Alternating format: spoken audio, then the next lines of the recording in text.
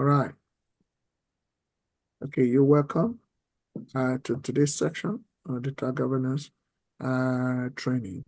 And as a matter of fact, if you can see what I'm sharing on the screen, could you please forget about your CV? I want you to tell me who you are, what you've done in the career of data governance, wherever you've been. You can use the example that I'm sharing on the screen as well, another initiative you carry out. Let me know the challenges you have met, what you have done to mitigate against them, and also the resultant effect of what you have done. Thank you so much. Everyone here will be doing it. Okay, who will go first?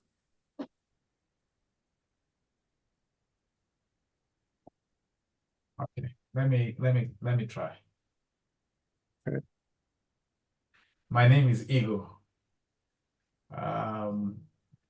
Thanks for giving me the opportunity to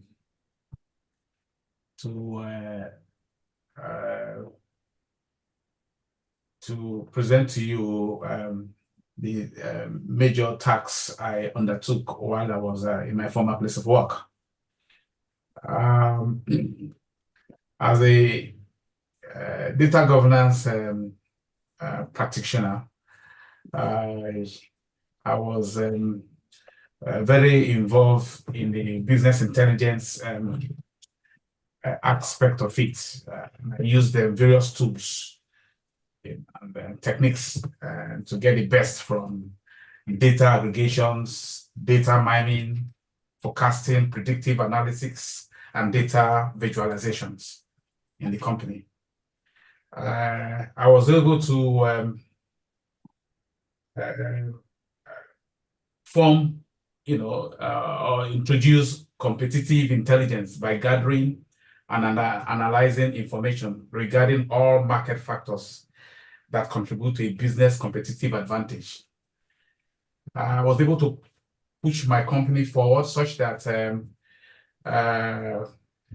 I was able to use the tools, which is the business intelligence tools, for financial data to assess the company's viability, stability, and profitability as well, ensuring that the values of the company was doubled over the period I was there. I was able also to manage risk using the business intelligence tools by identifying and managing potential threats to the business, including legal liabilities, financial uncertainty, strategic errors, and accidents, such that the company was saved from various fines and reprimands. Furthermore, I have also helped the company's senior management to attract potential investors through strategic analysis, such that I've been able to present to them various visualizations, which has bumped up the value of the company's shares. And finally, I was able to identify and undertake potential stakeholders so that we're able to implement new policies, products that will fit into the company's target market, and ensuring that the company was brought in line with current data standards. Thank you. Okay, that was a good try.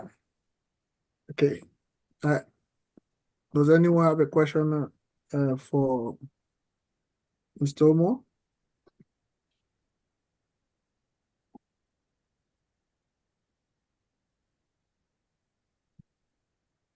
Come on, everyone. Yeah, you see, Sure. you're just waiting for questions, So, all right. What was the resultant effect? Sorry. Right on. You didn't give us any concrete example. So you talked about what you were able to do, but you did not use the concrete example. For example, what did you use in doing what you say you were doing? Give us a concrete example. Yeah, I did say earlier on that I used some basic and some business intelligence analytic tools, i.e. SQL,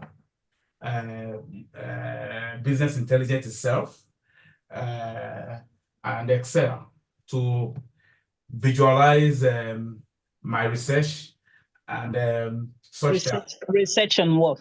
research into the company's profitability, which then attracted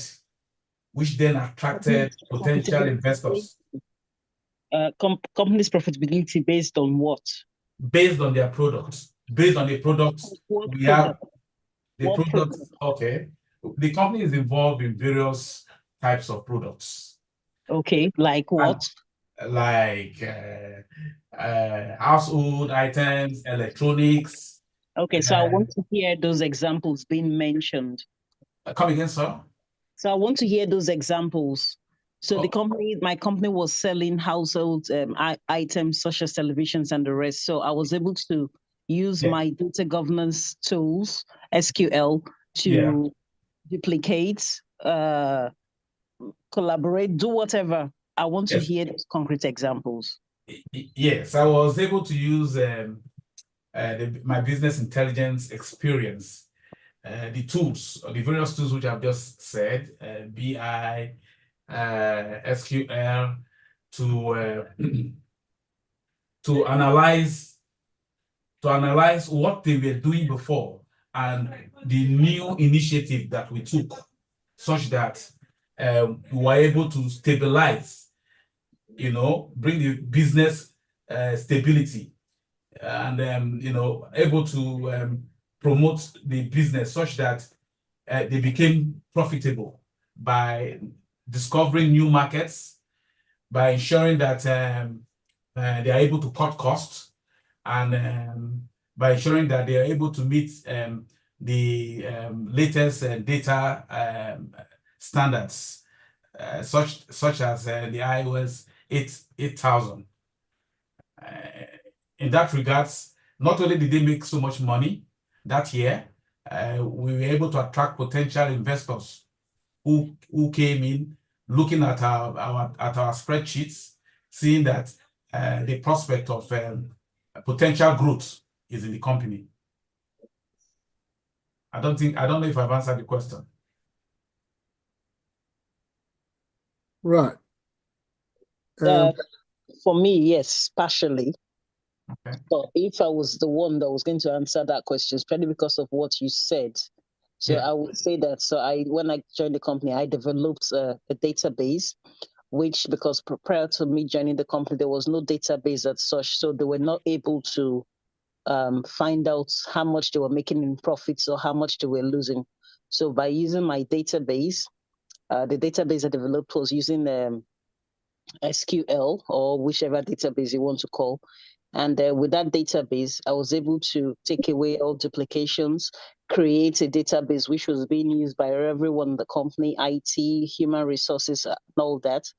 And with that master database, we're able to pick up on the sales figures of the companies, we're able to pick up on the profits, and we're able to pick up where the company was losing money on a daily basis. So with this master database, the company in the first year, they lost 20 million pounds. But as soon as I joined them, they were able to hit a profit margin of 5 million pounds. And based on my actions and what I had brought into the company, I was promoted or something in that line. You want to show that the consequences of your actions made a positive impact on the company and also made a positive impact on you. Okay. Yeah. That's noted. Thank you. Thank you so much. Yeah. I personally, the last statement was the one I want to particularize, really stress much important on. Because first of all, they are asking that question in order to know your in-depth understanding of what you're doing or any program you carried out, or be able to collaborate and communicate with other people, work across the functional department, and also the impact of it being seen. And as a matter of fact, they want you to stress much important on customer insights, okay? And if profitability or what actually not happen to you when you have. So that is very, very important, you know? Yeah. And so you did very well, but then, you know, it's going to be like anytime we meet, there's going to be new things all the time. Incorporate them in your presentation. So next person, please. Thank you so much, Omo. Thank you, Efe, for that. From here, I can see the next person is Olubumi. Okay. Dun, dun, dun, dun. Okay. Thank you very much for giving me this opportunity to discuss my suitability for this role that has been put up by your organization. My name is Olubumi, and I have vast experience in data analysis, data visualization, data contract, data management. During the course of my work experience, I've worked with several organizations that had to do with customers patronizing services as related to health and social care services. And at that point in my role, there was no singularized customer data because they didn't understand the value of how data can actually boost their business growth and profitability. But stepping into a role as one of their essential staff member, I was able to incorporate the MDM, that's a master data management technique using the Microsoft Excel sheet. I drafted an extensive customer record of all their clients, including important information, as well as also took note of some missing information which the organization has earlier been working with. As a data expert in this field, I understand that inappropriate data, wrong data, or missing data can actually negatively affect the outcome of business decisions, which I wanted to avoid. So stepping up into the role as a data expert, I was able to identify these loopholes, identify this missing data, find a way to research and improve the data, ensure that it is both qualitative and quantitative. I impute this field data and has this master data, which I use as a bedrock, you know, to ensure that going forward, the company make use of this data to make insightful business decisions. And at the end of the first quarter of the business, we experienced about 50% exponential growth in our client services because the data was able to help us to identify the needs of the customers we are serving, you know, our major strength and weakness, and how we could actually serve the customers' need better. And the profitability we experienced after that was excellent. Another major expertise in my skills and experience that actually facilitated this process was my key expertise in data visualization, the ability for me to project this data in a very comprehensive and insightful manner, especially when dealing with stakeholders in the field. In the course of working in my business as a essential customer service management, I tend to collaborate with stakeholders, with financial experts, with health and social care experts. So the fact that I was able to bring out my data, make some insights as regards fact-based insight based on my data and based on my findings, I was able to present it in a very insightful manner to all our stakeholders and colleagues, which was helpful in determining how to solve problems and how to handle even situations even before they happen, which was very basis of risk management. It was adequately catered for, especially when it comes to change management. I was able to understand the impact of our product or changes when it comes to how it's receptive with both our clients and customers. So data evaluation, as an expert of that field, I was able to project my visualization using several wonderful business intelligence tools like Tableau, like SQL, which was very vital in helping me to get my data from different entry points that can be projected to solve these issues. Also, in ensuring that our data is qualitative, I had to ensure that everybody in the company are daily informed about the essence of having tangible data, well informed about the importance that good data holds for a company growth. Another step I took was upgrading most of my colleagues to become data stewards. I specifically instructed them and taught them about the essence of having equality data, how to test to prove that data are actually qualitative before being used to make business decisions. So while they are best informed, I put them in charge to ensure that every data entry point of the organization is well monitored and looked after. I also ensure that there are authentication key points to ensure that unauthorized people are not having access to the data, because data are very important. You understand? It's not for everybody, because these are key insight for people. You understand? So I made them to understand that data protection is key, and I ensure that our data is in compliance with the GDPR that governs data protection, because data protection is very important. Okay, I understand. I make sure the company's policies and rules as regards data preservation, protection, and usage is actually being used. Also, I also ensure that when it comes to data quality, it cannot be compromised. And at the end of every quarter of every business, our data, the data output is tremendously not only available to all our business intelligence, but it's also test proof to be qualitative and real and true. Another thing I did was making use of Power BI to ensure that our data is being made available for whoever is in need of it, most especially business intelligence that need to make decisions and stakeholders. I ensure that using these tools, I adequately draft the data available to ensure that it is easily accessible by these decision makers. So we're able to make decisions timely, accurately, and in due time. And the output was tremendous. At the end of working there, I got several recognitions and an award as one of the best staff, and also the business entered a new dimension of growth and profitability, which even aided their expansion to other branches. So as a data manager, I'm coming into the role to ensure that the department is being at a premium when it comes to data quality, data protection, data governance. I'm ensuring that the data is not just qualitative, is also can be usable to achieve business goals. Thank you.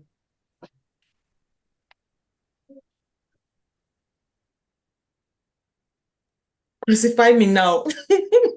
Okay. Let me see if I can ask a question. Okay. Yeah. Okay. Let me start from here. Madam Ulu. Now you're making me scared. Do you talk? As a business, you just presented you just presented to us now Okay. as a business intelligence analyst, correct? Some certain things you say was quite directly related to business intelligence as a business intelligence analyst, correct? I just made reference to that as an expertise. Yeah, that I'm saying, we're saying the same thing as an expertise, correct? Yeah, kinda. Okay. Now, how is your role different from being a data governance practitioner? Well, you would agree with me that there's a thin line between data governance practitioner and business analyst. It feels like being a business analyst is a core skills that make you an excellent data governance manager. So imbibing the skills of a business analyst in executing my role as a data governance is just a plus for me when it comes to executing that job role. As a data governance manager, it is my duty and responsibility to ensure that the data is being tested, that is being quality to make good business decisions. Okay, And then. the work of That's fine. That's fine. That's fine. That's fine. The second question, sorry if I'm taking it with this time. The second question is, how can you use these tools that you claim you have, right?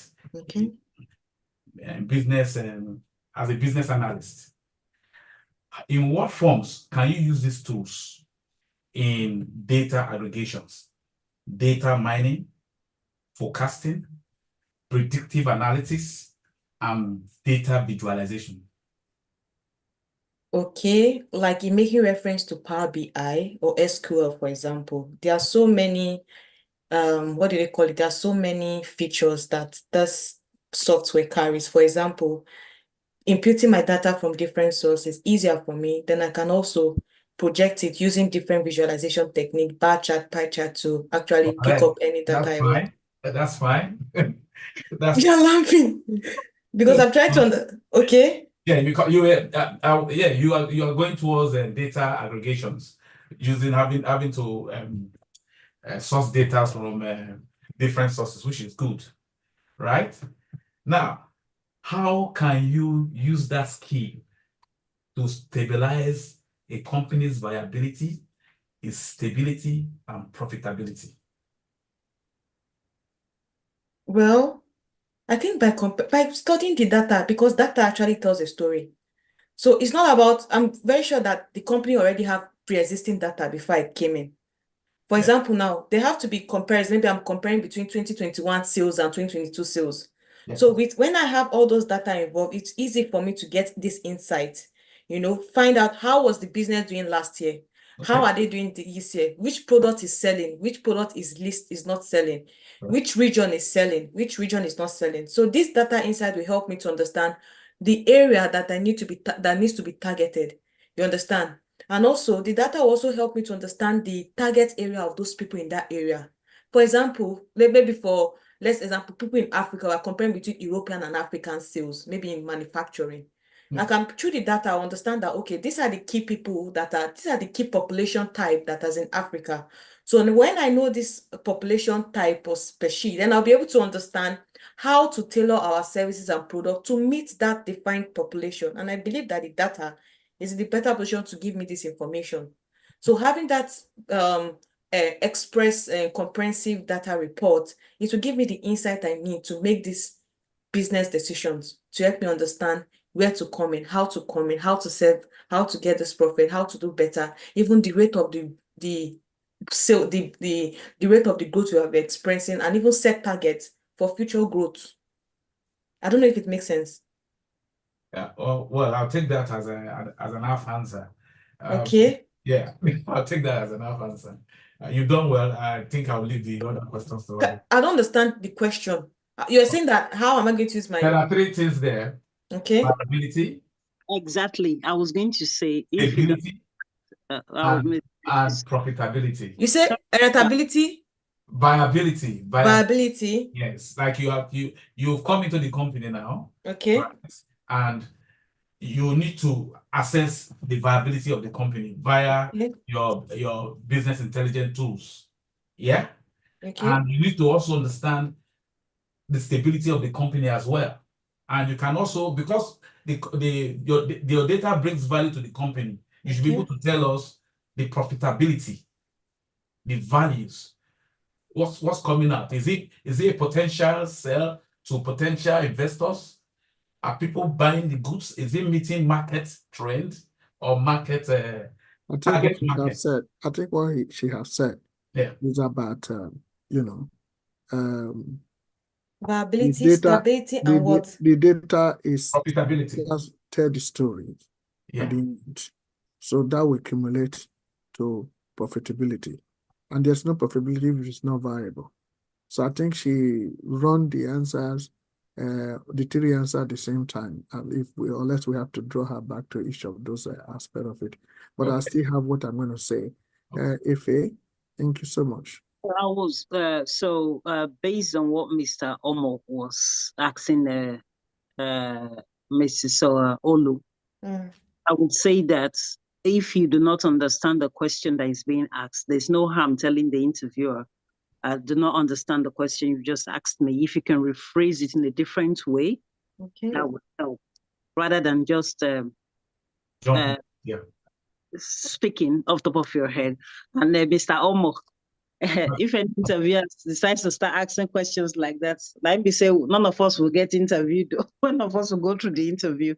But No, I like as it's being critical, so we will know what to expect. It's better to be hard now. no, incidentally, you see the job, you see the But job. let's have orderliness. Okay. Okay, but the bottom line is, for me, if you do not understand the question, the first thing you do is, can you rephrase that question in a different way? Or I don't understand the question. Or you can even pass.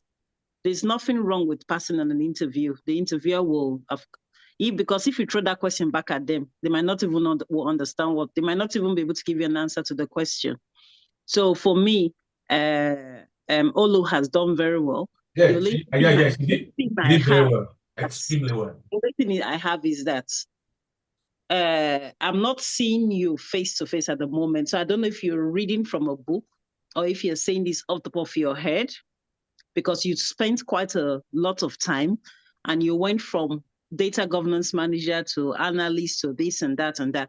So I don't know if you're saying it off the top of your head or you're reading from a paper that you already have, because they want you to sell yourself in 2 minutes.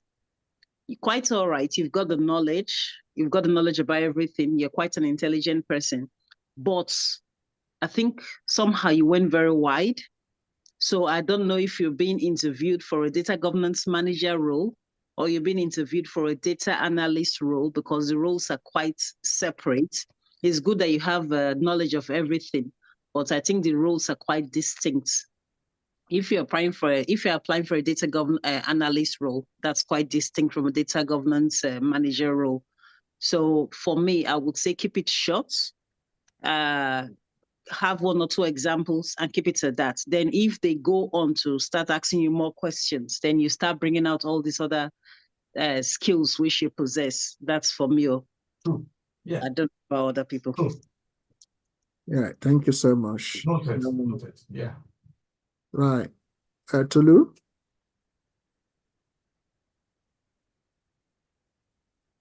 Hello, Tolu. Overall, I say Olu is more than ready to attend the several interviews. That's correct.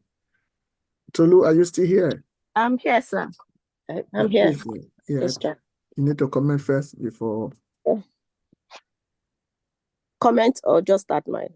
No, comment first. But we have finished with Tolu, yeah.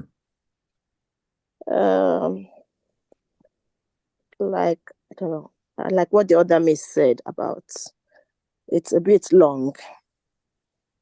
Just try to keep it short. And I believe when you keep it short, they don't have so much questions to ask if you say the right thing. And adding to that, again, is just trying to know the differences in all these roles, what is required. Data governance manager, check. You can go through some job specs and see what is required of the data governance manager, a data governance analyst, a business analyst. Just pick 3 or 4 out of it and develop on that. I can do this, I can do that. I've done this in the project that aligns to that role. So the first thing is you could go through some, if you're applying for jobs, if you just look at the job specs and take the keywords and then develop on that and just pick on that. Whatever they put in the job spec as what your duties are is what you should develop on. You try and align your duties to what the company is requiring, that this is what you've done in your last role, and not just, saying other things that is not going to be part of the duty, the role expects of you. True. Yeah, that's the way I do. If I'm seeking for any role, I look at what I'll be doing there when I join, and I'll just align it that this is what I've done in my previous role, so that what they really want, you are saying it, and it's not like out of the box. But I like the confidence because I like the confidence. It took me a while to get to that level to be able to speak and get to what they really want from me, and you can only do your best. But well done. Thank you so much. Olu, have you got anything? Lois, you might be at work. I don't know. Olu, Yes. have you got anything to say about what he said? Yeah, I think they are really helpful feedback and it will help me to do better. So they are really helpful. Yeah, to be quite honest, you're ready to go for an interview. I have just few things I need to talk with you. Prepare your CV very well and ready for an interview. Once you put those things on board, you don't have any problem.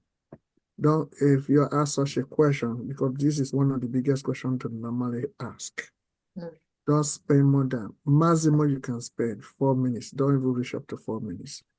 Give them more assignment than they give you more assignments. Pick up to 3 minutes. 3 minutes, you can conclude everything you need to talk about. Don't forget about if it is data governance interview.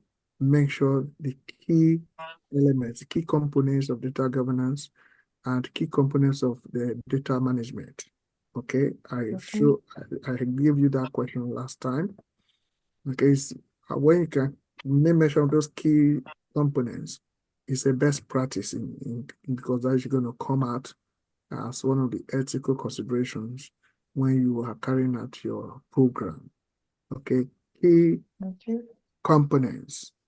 Don't forget about when you came in, you saw this, you saw that, you can talk about the feed, about what's going on. You have to either create or develop policies, standards, and all those things. Talk about the key components of data governance and key component of data governance management as well. So then you can bring out the initiative you carry out in both ways. If it is an initiative relating to data initiative in terms of, using a specific tool as well, like Power BI or Tableau, trying to cleanse or carry out ETL or ALT and visualizing them. And of course, for people to have insight, the story to be waited for data analysts business analysts to pick topics up to that, but you have to concentrate on your areas. You can move from both ways anyway, but you have to know what you actually carried out, and also don't forget issue of collaboration. Very, very important, collaboration, and what you carried after that, and the customer experience after that, what it has brought to the company. And then when the company have seen that this thing has been done, what did they give to you? It's a simple thing. You can do that within 4 minutes maximum. But actually, the next interview of this, if we are meeting like this, is going to be physical. I want people, when I mean physical, facially, where everybody have to. So we need to have eye contact to see how it is, okay? Whether when you face the interviewer able to have eye contact discussion. I know you have that confidence to deliver. That is the reason why we want you to prepare for interview.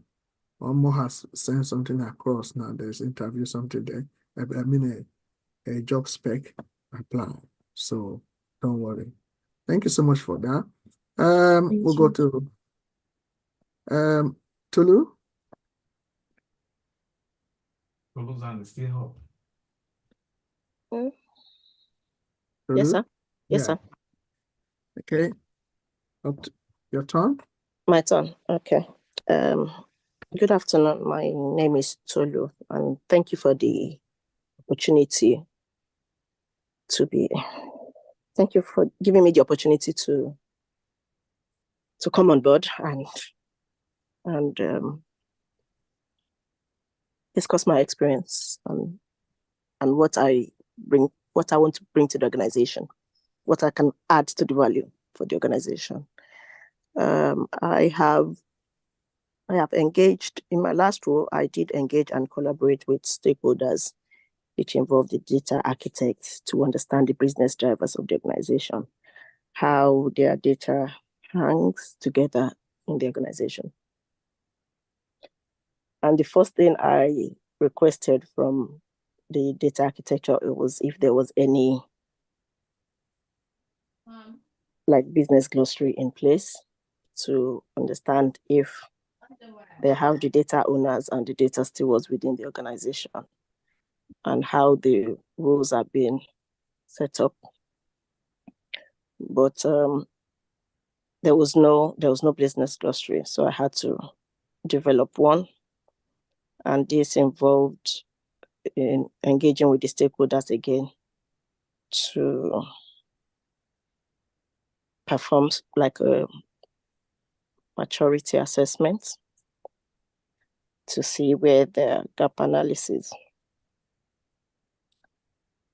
And moving on from there, I was able to scope data management framework.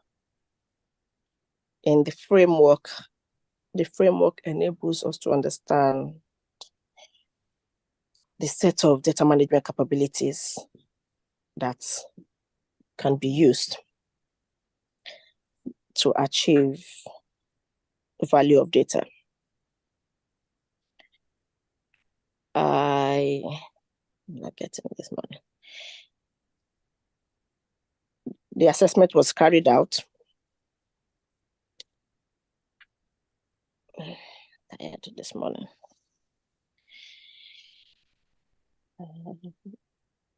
And I stop there, come back, or not in this. Okay. Thank you so much. All right. Distracted. Okay. When you're ready, let me know. Okay. Well, actually, you're doing very well. And I probably can take it off from there because I know where you're already going. Okay. Thank you. So I will share something to continue with that. A kind of when you carry out an assessment, how did you carry out an assessment? Which area you have, because you are trying to, or what you intended to do to determine the gap analysis. Yes. So first of all, you prepare a threshold of standard and criteria to meet up from between 1 to 5. If one is AVOC, the initial, 5 being the optimization of it. So for you to achieve such, you need to have a strong discussion with the stakeholder, especially chief executives, in order to sponsor your program.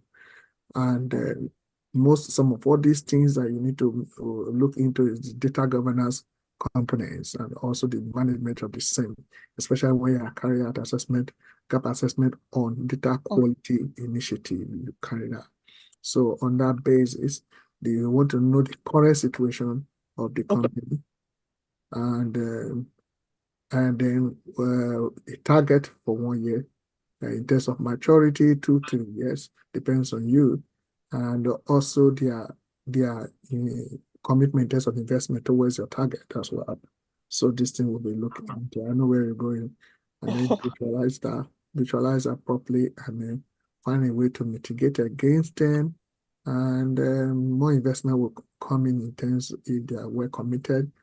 How can you get that investment done? You have to have a committee, the different committee in the organizational structure, which of course you as a data governance manager be part of as well.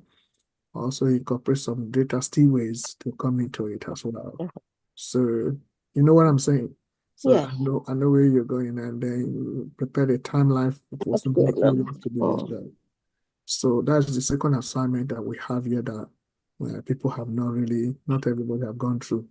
I think I'll find time to train people on that. That is the biggest area. Yeah, maturity assessment is always the first.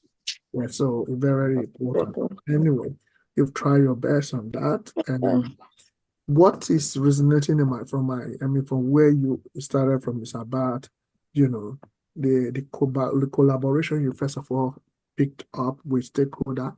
But I would love you to first of all talk about the field that you work on that basis. Okay. Because I can see that the field, it looks like a brown field, but it's not really a brown field, it's a green field. So they will project themselves that, okay, we have other data governance and data analysis, and why are you needed then? So that made it a problem to strengthen their program. Of course, probably if they're not doing migration by scalability, or they are expanding their horizon in terms of data complexity they are having. However, if that should be the case, you are still going to carry out assessment. First of all, for you to say you discover that they don't have a glossary that becomes a very big issue. I can't see any data program, any data governance program that people do not have glossary as well. So that means it pretended to be a brownfield, but it's actually a greenfield. And you went back again to meet the stakeholder and let them understand what is involved. Because if you don't engage that, you can't develop. You can't even create or also develop one in terms of data, a business glossary. So you engage with them again to carry out that framework of data and the gap analysis, and then from there for you to determine that you talk about assessment at different areas you need to assess. Does this program meet business needs? Does policies enacted or produced, is it robust enough to meet up the business need or the program? There are so many things you're going to look into that. I understand where you're coming from. Anyway, you've tried. We're going to go through all this in the very serious training. I want you to always go there. Feel free, so simple to express yourself in various angles. Okay? That's very good. I love that initiative. Finish it properly. It will be. All right? Thank you. Are we learning something? Sure. Yeah. Okay. Any other person presenting before we ask some few questions, because I need to ask some interview questions, very important. And great, maybe this Wednesday coming we have to do areas of Power BI again. Okay, who is presenting? I could do a short one, Mr. Omo, don't come for me. Right. You're very lucky that Omo is the one coming for you. If Louis come for you, you'll be sweating profusely on the air condition. Good afternoon, everyone. Thank you for Afternoon, giving me a chance to be interviewed by yourselves. In my past life, I have led a very varied roles in various establishments, various multicultural, cross-functional companies. With the experience and expertise I picked up along the way, I was able to bring in my experience of being a data governance manager. And through that data governance managerial role, I was able to successfully implement robust frameworks in my previous roles. In one instance, I led a cross-functional team to establish data quality standards, ensuring compliance with industry regulations. I am quite adept at fostering collaboration between various departments, most especially the IT and business teams. Additionally, I've had experience in developing and implementing data policies. In fact, in the company, I would say the company I joined about 3 years ago, it was more of a green field, though when I got employed, I was told it was a brown field. But during that time in that company, I was able to spearhead a data governance initiative that involved me creating a centralized data catalog, establishing data ownership roles, and implementing data access control points. This helped to enhance data visibility within the company and also ensured that they complied with privacy regulations, because hitherto they were not complying with privacy regulations or security. So the whole company was open to outsiders, and there were quite a few errors made, which led to the company losing quite a lot of money. So, but based on what I brought into the company, we're able to overturn all that, and then the company started profiting from that. I'm quite versed in crafting and communicating data governance policies to diverse stakeholders, and I usually do this through various presentations, one-to-one client engagements, all sorts of things. So I try to foster a culture of accountability and data stewardship amongst the stakeholders, because I've noticed that in a lot of companies I've joined, people try to move the onus of responsibility of data management to other departments, to other people. It's not my responsibility, it's their responsibility. So one of the things I do is to make sure everybody takes responsibility. The onus is on each and every person to take responsibility for data management. I've also brought a wealth of experience to a project where I developed and implemented a data quality framework I did this by collaborating with the business IT units, the IT teams. I identified key data issues, bringing established data quality metrics, and implemented ongoing processes. One of the things I find out in a lot of data governance frameworks, and even among some companies, because I do a bit of consulting for other companies too, is the fact that a lot of their staff are not properly trained. They're not versed in data management. They're not versed in a lot of databases such as SQL, Power BI, which I think that's the way forward, because we know that data is the way forward for a lot of companies now. So what I do is I suggest ways in which this staff could be trained. And of course, I don't mean to be boastful. I don't mean to fly myself here, but I've got quite a bit of experience in Power BI, SQL, and which I'm hoping by the time you employ me, I can bring into your company. Thank you.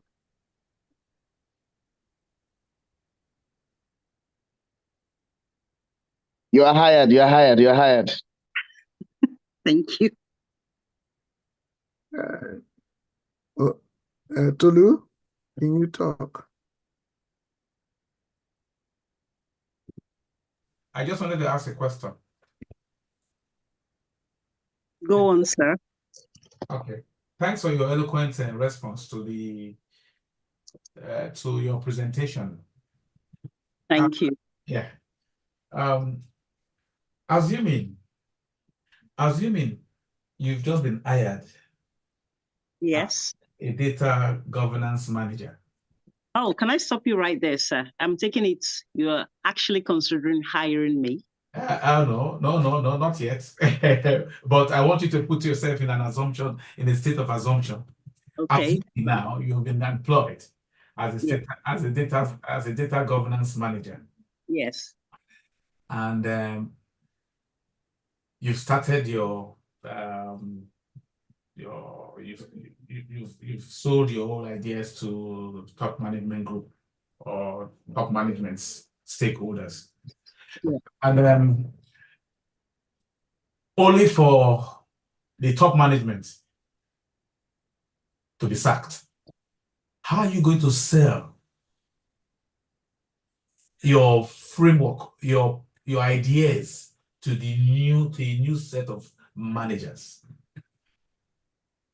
To the new set of managers, what I will do is engage with them one-on-one. Communication is key, as you very well know, in any organization. So me being able to communicate to them, even I have to break it down to simpler levels rather than being complex about it, I think I'll be able to sell it to them. Then I would suggest to doing presentations. I personally like PowerPoint presentations a lot. So I think if I'm able to bring in my slides, make it as simple as possible, and then have meetings with these new managers to actually make them buy into my ideas, then I think that will be onto a winner there. So sad to say, come easy, go easy. One person leaves and that person gets replaced, but the company's profitability is key. How we can move the company forward is key. So yes, it's sad to see people go, but at the same time, sometimes you get new people in, you get new ideas, and these new people take on your own ideas. Company's happy, you're happy, and it's a win-win for everyone. All right. Thank you. Thank you. You're welcome. Does that answer your question? Oh, yeah. Thank you. Thank you. Tolu, can you ask questions or whatever, or what can you say about the presentation as well? Oh, me? Tolu. Okay. Okay, Efe, what would be your 30, 60, 90 day rule at the organization? So it really depends on the organization. Are we talking about a greenfield or a brownfield here? I think you said it was a greenfield? I said it was a greenfield. I was employed in a brownfield, but I found I was a greenfield. So this was at my previous role. So if we're talking about your organization, are we talking about a brownfield or we're talking about a greenfield? A greenfield. Okay, so if it's in a green field, the first thing I will do is to source as much as I can about the stakeholders, various databases that they might have scattered all over the place. That's in my first 30 days. So I will try to glean as much information as I can, because I think that will be the start to me going into a 60 or a 90-day role or roadmap. roadmap. So I will first of all get as much as I can, get to glean as much information as I can before I think I can take it further. I know we keep saying 30, 60, and 90 days, but I've been in positions where the 30 days actually became 6 months and the 90 days actually became 2 years. So it really depends. I know there's no hard and fast rule about it being 30, 60, or 90 days. Thank you. Yeah. Pastor, can I chip in? No, Tolu is talking first. Oh, sorry, but I raised my hand. That was why. Okay. Yeah, I agree with that. I agree with that. Thank you.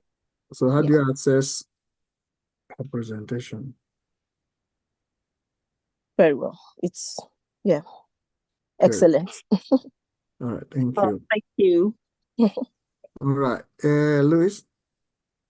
Okay, let me lower my hand first. It was in regards to Tolu's question and what Madam was responding to, and a question came up to my mind, which I have encountered most times on different presentations I've seen online in regards to Greenfield and whatsoever. And one of the issues which Pastor, this is to you directly, not a question on as an analyst, and also to you, Madam, equally in the field. When you come across a situation whereby you see that it's a green field, and you see all the policies are not put in place now, have any of you, both of you, written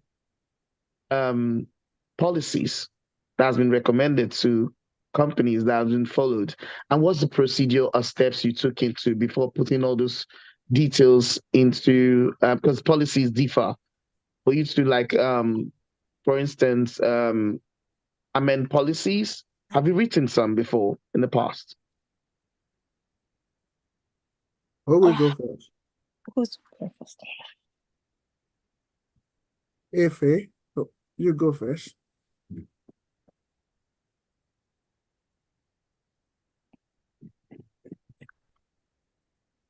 Sorry, I didn't get that question. Sorry. Okay, I'll rephrase that again. Okay. Now, you come into the structure of a data governance in an organization. You now see that, okay, what you're looking at is more like a green field, even if they say it's a bit of a brown field, but thereby you go into the core structure of it, and you see a lot has to be addressed.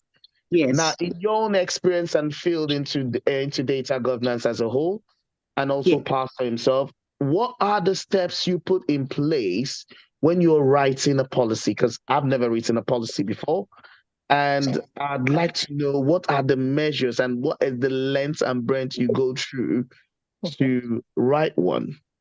And it has to be in accordance with GDP and whatsoever guidelines. Exactly. Well, I would say the first step to go into writing any policies to define who's going to be the owner of that data, who is going to be responsible for each data domain, because it's no use writing a policy and you don't know who's going to be responsible for what. And then also outlining the processes if there is any disputes, if there's any dispute as to who owns the data. So I'll give you a typical example of one, but this was closer to home. This was a church. That's not an organization, but this was in church where I had to be part of the team writing the policies for what and what obtains when hiring out the church, because again, it involved policies. So there was a lot of back and forth as to who will own what and what is going to be involved. So again, the policy, first of all, depends on the data owners. And then again, what are we writing the policy based on? How sensitive will that data be? Is it something that's going to be open to the policy? Is it something that's going to be open to everyone, or is it going to be open to just a few people? What is the security involved going to be like? What is the standard metrics we're going to? So it's all really depends on what you in that policy. So it's going to be a situation of where all the stakeholders are sat down together, and then, if necessary, do like a carbon board. I don't know if you know what by carbon board, where everybody puts ideas down, and then we pick up the ideas from that board and say, right, we'll have this in priority. This goes first. This is high priority. This goes down to medium. This goes down to moderate. Yeah, it's a lot you're just disclosing right now, because when I attended a presentation online on Informatica, okay, they were actually talking about problems with data governance flow, and none of them mentioned it. And then the presenter, who is a renowned British lady, said one of the problems that most people shy from in terms of data governance as a whole is writing policies. And most times people, she even asked the question round, which no one could actually claim that they actually wrote one. Most people admitted they go online and copy policies, and she said it was quite wrong. And she said there's a lot you have to put in mind. And that pondered me on this question which Tolu asked, and you were trying to address. And I was like, what are the measures? So only someone who has done this could actually bring out this fact. That's why I push this question between yourself and Pastor to actually respond to it and see, because during the presentation or seminar which I attended, they didn't really bring. She said it was a lot, and that it's a major problem. Yeah. Of course, Pastor, can I contribute to this? It's very important. We're working with time. So, yeah. Can I just say something? Referring to Louis' question, of course, there is a lot in writing the policies, because the policy of London Underground, for example, is going to be different from that of the NHS. So you can't just take one off the internet or somewhere and say one policy fits all.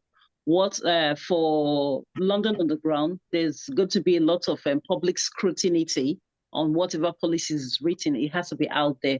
But for NHS, there's going to be some confidentiality clause and all that put into their policies. So it really depends on what the stakeholders agree. So I think it's really a case of not just even the key stakeholders. It's a case of getting everyone's opinion, if it's possible. Okay. All right, let me come in first. Almost. Okay, you want to speak? Come on, sorry. No, I think Madam has addressed one or two things. The only thing I can chip in there is that policy generally is something.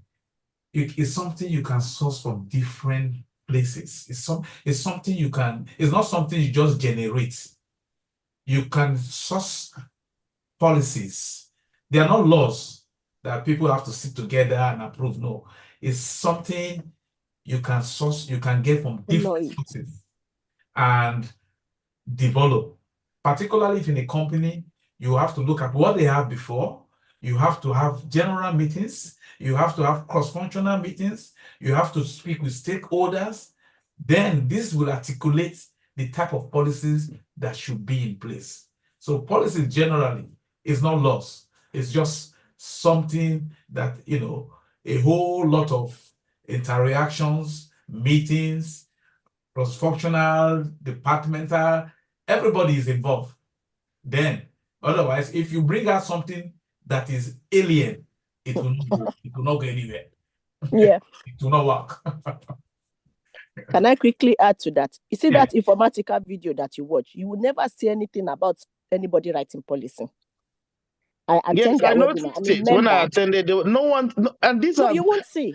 None of them admitted that they could write a policy. Okay, all right. Why? It's okay. We are on YouTube, and we're gonna do it's good to ask this question. What will happen is I'm gonna do one of the training and teaching on that, and we'll give it an assignment so that people should learn how to write policies.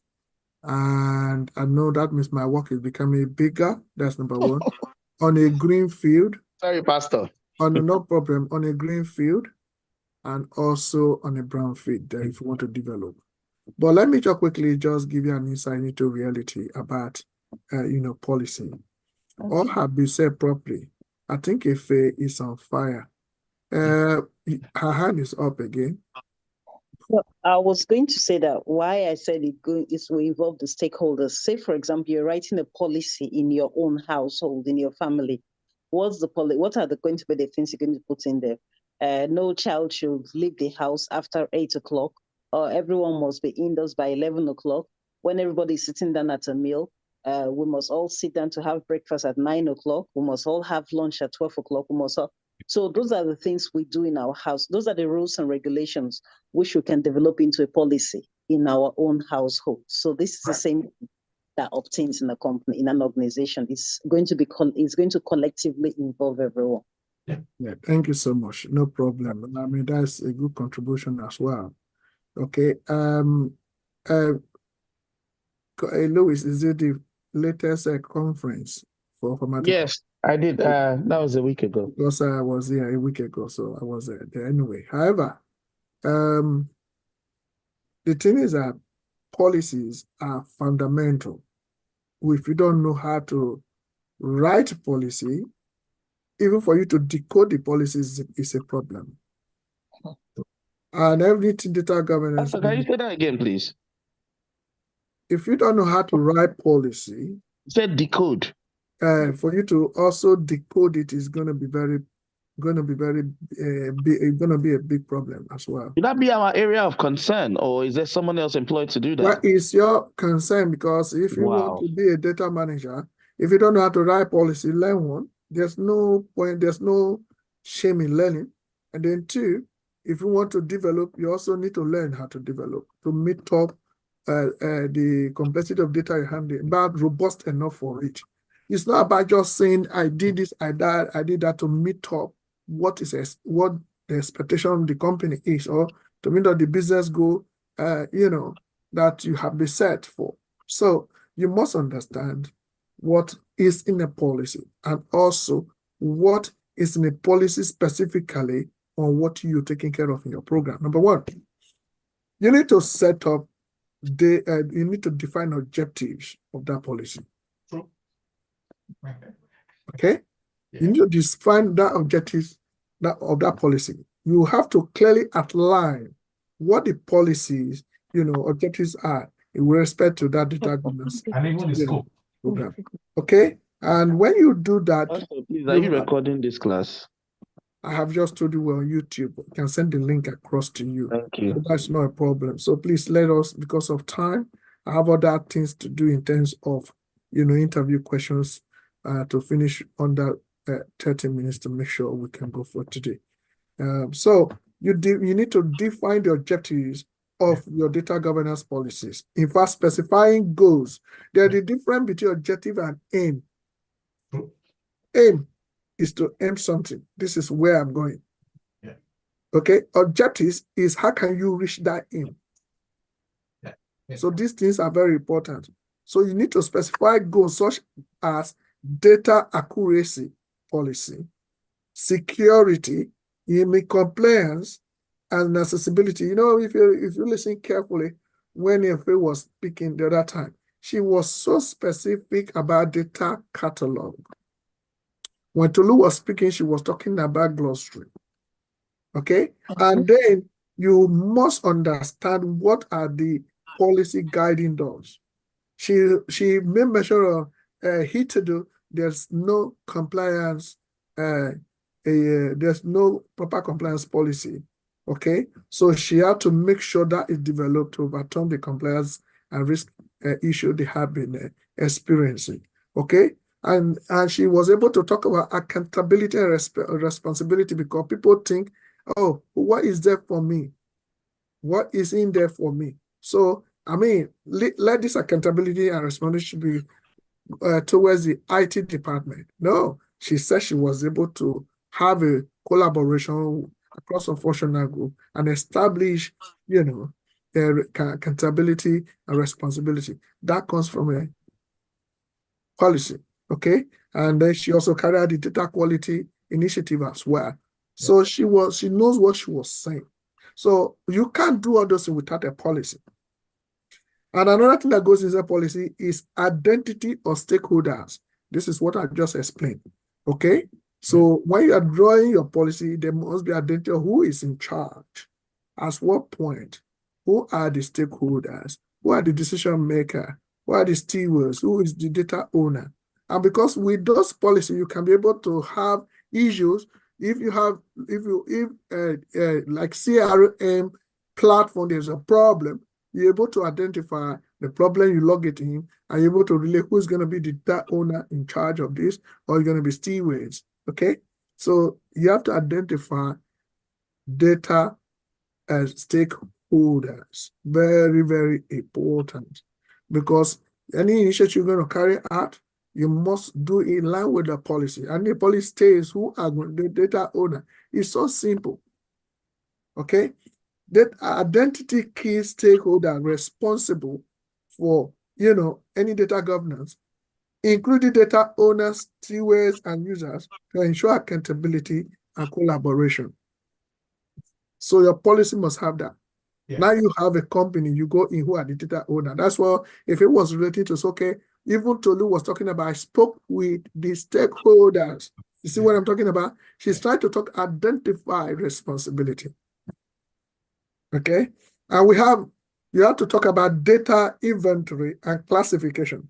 What does that really mean? You create an inventory for data assets, and you look into, when to ask a question, last time of roadmap. If it was replying the first 30, talking about having access and assessment of what is going on within the company. She's trying to tell you about the data assets they have, and classify them based on sensitivity and critically to prioritize governance of the same. So that's a very big effort for 30 days. Apparently, when she mentioned by experience that when you talk about 30, 60, 90 days, most probably is not normally being so. Okay, you can just be working, probably you haven't even been given access to some area because they are still not sure of you. Okay, we have also things that need to go in data in a policy is about data quality standards. That's standard. That's why you have a threshold. A threshold. Okay, I'm going to teach you how to do things like that. That's not a problem at all. I have told you wherever you are working, if you have a problem, we're going to make sure you have to talk like a professional. In fact, I think I need to be paid more. Do what I'm saying? Somebody who is laughing at me. No. I just remembered something about that 30, 60, 90. Yeah. In my previous training, it was just kind of, they shortened it to the 30 days will be to discover, which Effie said. Because the 60 will be to develop with whatever the time scale is going to take the organization. Is the discovery, the development, and the embedding. That was the 3 things. So that's what. And as a matter of fact, depends on where they can just tell you say 30, 60 or whatever. I wish you know. Yeah, because it takes a lot to establish data governance program and then get to maturity. So you know what that means. Okay. So the standards are very important that need to be incorporated in your, because your standards establish data, that will establish data quality standards and also have metrics to ensure the accuracy, completeness, and even reliability of the data throughout the lifestyle of the data you actually really want to, you are governing. Okay. And don't wait to measure in any of your policy or that you're going to put in terms of data governance. Data security measures has to be in place. Put that in place. Compliance will be in place. In all this policy, you need to put all those things in place. Is that okay? I will find time to teach that one more time. Is that okay, everyone? Sir, what are the types of policy, or does it we have different depend on the organization? We have different kind of policy. You as a data governor is supposed to, you will know policies that are going to be involved, okay? Because we have a data protection policy, okay? We have a retention. We have different kind of policies. There are a lot of them. So those But policies they're are kind of easy. I just have to similar. prepare as Mhm. similar, but the thing is that there must be standard Yeah. to measure them. Okay. I changed policy last month. I changed a policy and I wanted to be effected before I moved. There are a lot of policies, so before I sign it off myself. So and it's very important. FA. It's a common one, which I'm sure Louis says all the time, is the insurance policy. We all get insurance policies, even though we tend not to read them. But there's always one policy or the other coming up when it comes to things like insurance. It could either be life insurance, it could be health, it could be your car insurance policy. So there are all sorts of policies. No, I was talking Thank you about so being much. in the workplace, the policies that they have in the workplace, like the access policy, ownership policy, GDPR, classification, yeah, GDPR, all of them go accountability policy, retention policy, like and you know, database. like I said, most of the things that are going to the policy, they already enshrine in you the knowledge of the kind of policy you want to bring about. And I do think that most policies too, it's got to do with the amount of task, responsibilities, duty, projects, everything you can ever think of. That is what you have to identify. Probably how you walk into the company itself. Maybe that embedded in the objectives of the policy. Objective. How you dress, yeah. Even if you have a policy right now, say this is data governance policy on so on security and on security and privacy. To be quite honest, that may be obsolete. Depends on if you have a scalability or migrating to cloud. You need to develop a more robust to accommodate the complexity of data you are handling and the migration as well. So that's what I'm trying to say. It's about objectives and go. This is your aim. How will you meet up that aim becomes objectives. Okay. Thank you so much. Before I close, I'm going to ask some questions, interview questions, because I can see some people are very, very ready to attend interview.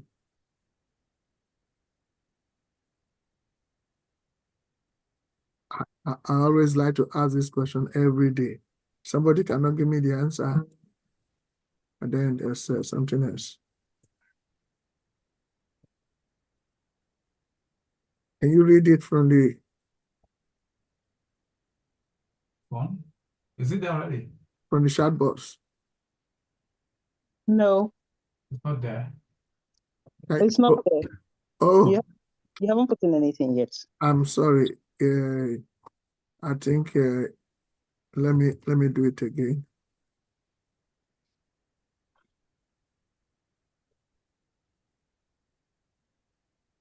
Who is the one say I will put it there? Is it Bumi? Okay, what challenges? You haven't put it before. Is there already now? There now. Yeah. What challenges might organizations face while implementing data governance initiative?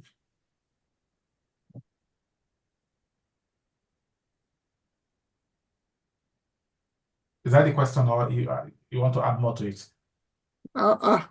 That's the question. Do you want more question at the same time so that you tell me all of them? Oh, goodness me. I think you've had a question like that before. Yeah, I always want to exactly, because it's always a question coming. Okay, I think one of the challenges will be resistance to change. Most people don't like change in any organization. That's one of the challenge, I would say. Resist change. No one likes change. Once you talk about anything change, people just think about I'm going to lose my job. That's what most people think about when you talk about you touch that one on. You touch that one quickly. So, okay. The other one is FS done? Or can I go? Yeah, you can go on. You can go on. Okay. The other challenge is data governance faces is the issue of funding. big corporations, enterprises are scared to undertake or want to introduce data governance once presented to them and they see the budget, the first thing they shout, oh, no, we don't have the money for this, not knowing that because of their lack of insight, they don't know they don't know the viability of data to their to the company. So what of when they know the viability and they have constraints in terms of finance? What will happen? Well, if an enterprise understands the importance of data and the value it will add to their company, they will obviously, and depending on whoever the data governance person is and what it has presented to these stakeholders, right? The companies will really go out of their ways, to ensure that they undertake it, because it will add value to the company. The purpose of the company is to add value and make. Yeah, but the question I asked is that they know whatever you say is right. Yeah. At the moment right now, we have constraints of budget. So what can you do? Hey. I remember Louis asked the question one time ago. Yeah. In that circumstances, managers or good managers in an enterprise will either have to streamline, probably looking at the budgets and say, look, this thing is too much. If the budget has been streamlined before, if they have gotten where thought through budget, well streamlined, okay? Yeah. Already before, there's nowhere to cut. And they said, I think I can see the viability of your program, but the constraint is that we don't have money to do. What would you do? That is then the company is has agreed to. The company will, to me, the company has agreed to fail, such that looking at it, yes, it is a viable option, but yet you don't want to take it on board, then is a death sentence, such that how can it be death sentence? Yeah, because we don't want it to be death sentence. What will you do? Well, the truth remains. You will have to. Sorry, let me just tell them to stay away from them. Or do you want to phone a friend? No problem. Anybody can help, because resistant to changes, lack of data awareness, complexity in compliance requirement. Those are the kind of difficulty in aligning with different departmental objectives.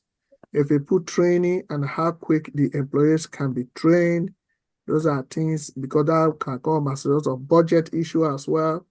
And even to mention access to policy risk mitigation. To be quite honest, access to policies, that is the beginning. That is the reason why your 30 days roadmap is having a little bit of problems, because some people may not give you an access to so many things, so that you cannot have assessment in line with what you want to do. So those are things. So what can you mitigate? How can you mitigate those things? It require more training, more awareness, more, creation of lectures, having collaboration meeting with stakeholders as well. Those are the things. Always remember this question. Why am I always asking this question all the time? All those things are always going to be, those questions I'm going to be asked. And then when you are mentioning things, mention collaboration as well as part of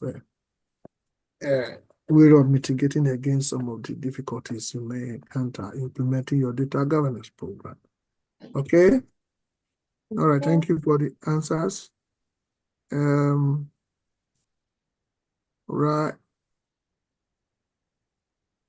What best practice can organization adopt to ensure data quality in their governance? Sorry, one of these attendees, Noble, she said she's unable to, she's having login issues. I replied as well. So Awesome. I reply letting them know that she can restart her computer to get it done, because the same link she used this, she was involved in training this morning, and this morning with the same link. So she could use that as well. So what best practice can Technology was one of Noble's problems. Okay.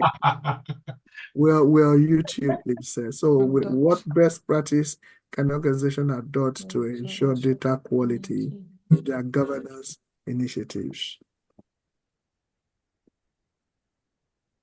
What best practices?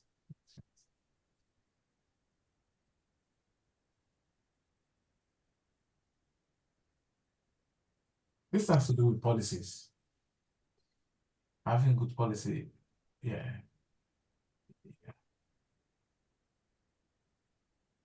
You understand? Do you understand the meaning of best practice? Best practice is What about training? training, Framework. framework, Process and procedures. process and procedures.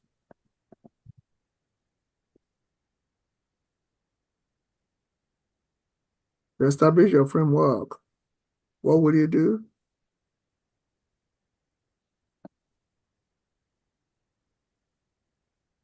Yeah. Data quality standard. Yeah. In your framework, there must be standard. Carry out regular audit. Yeah. In line with the standard and policy. And don't forget to profile your data using profiling tools, and involve data stewards in monitoring and improving data quality. So that is very important. Please take this. Most of my question I kind of bringing is about best practice in terms of practical. Those questions are drawn from different aspects, data governance and data analysis side. So these are practical things.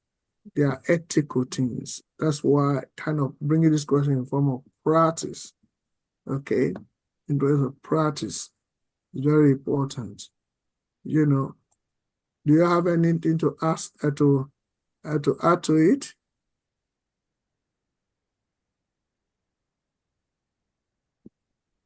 Do you have anything to add to it?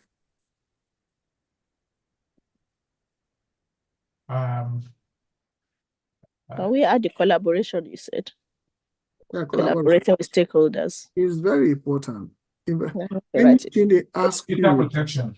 Anything they ask you, please don't play with collaboration. It's very important because you as a team, you can't do something alone. You being a member of the team, you can. If as a matter of fact, if there's no collaboration, there's a squad but no team. I think any question concerning collaboration, they are trying to tell you your ability to communicate. That's what it means. They want to test your communication level as well. So if you can collaborate with the team, that means you can communicate very well. It's very important. Okay. I want you to understand that if you do data governance work, you are so strong in maintaining project, looking at project. Look, you are, as a matter of fact, data governance is good to do it in order for you to really blend with so many things. I have managed big projects many years ago, 2.70 B, many years ago in oil and gas. A part of it, a part of the project. And also in this country, I manage a law as well. I'm still managing. Also, at the end of the day, if you don't have the capability of, manage a project properly, you will not be able to relate the same to others, especially when in terms of, collaboration. You can collaborate with every functional department, speak of what you need to let them know, and know how to communicate, we have to be more objective, not too subjective, unless it has to be like you're letting people to, okay, it's related to individual. But when you're talking about corporate objectives, you need to be more objective in your communication because you have the standard of measuring your best practice. So otherwise, you're going to be having a really big problem. So ethically, you're implementing in data governance, what you need to consider is very important. First of all, you need to be thinking about, okay, transparency, who is accountable and responsible for what, and it's very important. You also need to talk about, how to carry out data collection. You can't collect the data from people without letting them know what you want to use your data for. There are policies that govern that. You're using your data and also why you should share your data or not. Those things are very important as well. Okay. So that is the answer to that.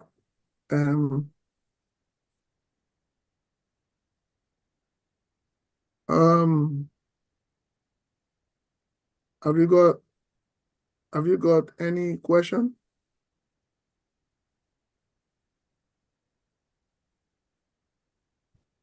Or you have a question you want to ask me, or maybe much later, don't hesitate to send that to me. I will let you know. So there's another question, the last one. How can organization ensure fairness in data analysis? Okay, Bumi, data analyst. How can organization ensure fairness in data analysis?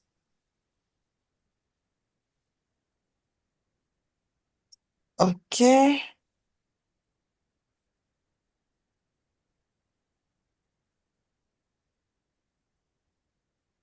Fairness in data analysis.